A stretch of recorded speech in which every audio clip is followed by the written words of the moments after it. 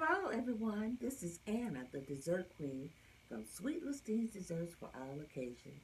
I help people decorate and bake like a pro. The purpose of this video is how to achieve great cookies when you bake them. Chocolate chip cookies, snickerdoodles, peanut butter cookies. Every type of cookie has its own personality and needs.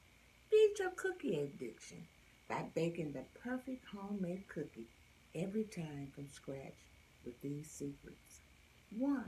Know your oven. Invest in two thermometers. Place one in the front and one in the back. Oven temperatures vary and they have hot spots.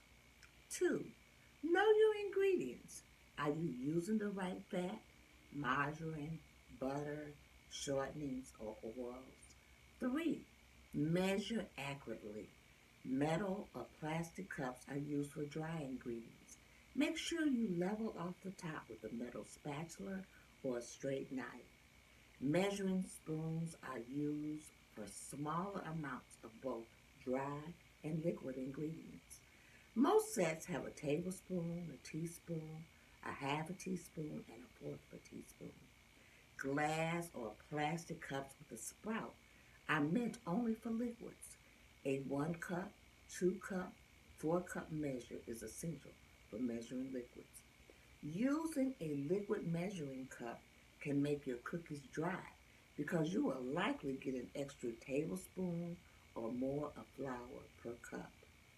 Number 4, use a cookie sheet to bake your cookies. It makes it easy to put your cookies on a cooling rack. Cookies have a tendency not to bake evenly in a pan with sides. Number 5, try ingredients. Different ingredients. It's called trial and error. You can substitute ingredients.